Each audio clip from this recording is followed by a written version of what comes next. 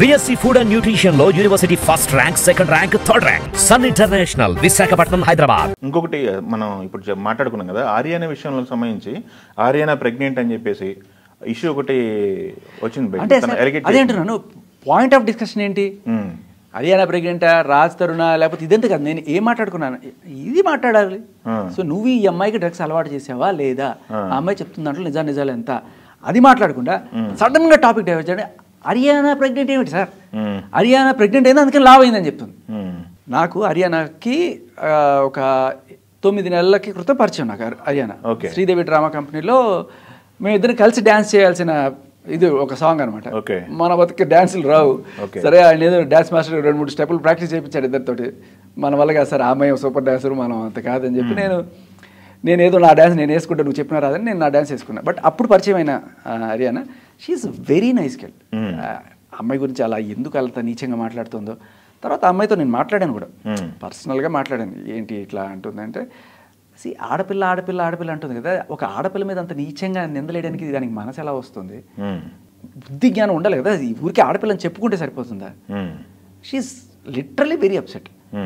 And నేను లావ్ అవడానికి కారణం ప్రెగ్నెంట్ అని చెప్పి ఎలా అంటుంది? నేను సినిమా కోసం లావ్ అవుతున్నాను, అది పట్టుకుని ప్రెగ్నెంట్ ఏం మాట్లాడుతుంది? మనిషికి ఏమన్నా అసలు అంటే ఇప్పుడు రేపు ఎల్లుండి అమ్మాయి పెళ్లి చేసుకోవాలనుకుంటుంది, ఇట్టంటే నీచమైన నిందలు వేస్తే ఎలా ఉంటుంది? మళ్ళీ నేను ఆడపిల్ల ఏమన్నా సంస్కారం ఉందా? ఇప్పుడు మాట్లాడాల్సింది ఎవరు? నాతో మాట్లాడుతున్నావు, నా మీద నిందలు వేస్తున్నావు, మాట్లాడు. నువ్వు అడిగిన పాయింట్ మీద మాట్లాడు. ఏంటంటో మాట్లాడతావు, సంబంధం లేని topic. Haryana pregnant, Ileana pregnant ఏమిటది?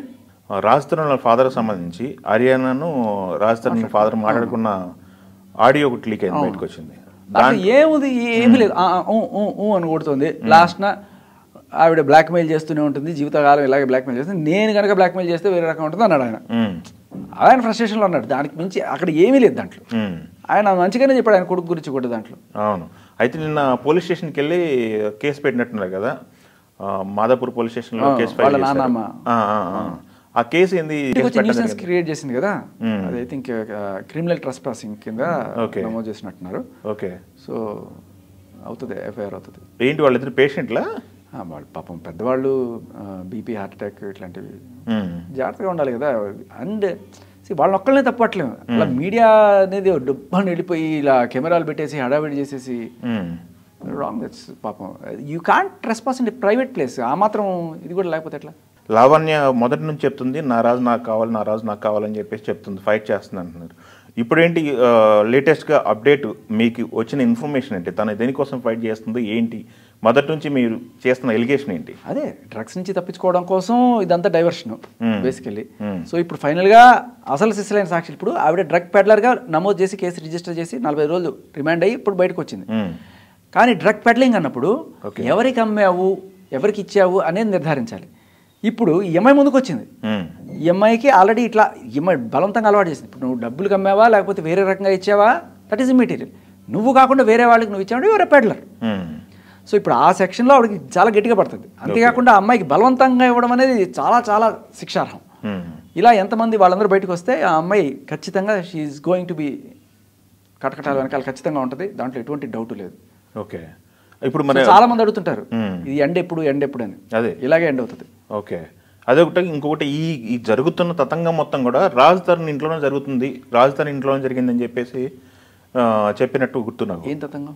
అదే ఇప్పుడు డ్రగ్స్ తీసుకోవడం కానీ, డ్రగ్స్ వీళ్ళకి ప్రీతి అండ్ ఉదయ్, అక్కడే మరి రాజ్ తరుణ్ ఇన్వాల్వ్మెంట్ లేదా తనకి? ఎట్లా పొద్దున షూటింగ్ పోతాడు, సాయంత్రం ఎప్పుడో రాత్రి 10-11 వస్తాడు. బేసికలీ తనకి అక్కడ పీసే ఉండదు. బేసిక్ ఎంత ఏదో తప్పదు రాత్రి పడుకోవడానికి అన్నట్టుగా వచ్చి ఆడ పడుకొని మళ్ళీ పోతాడు.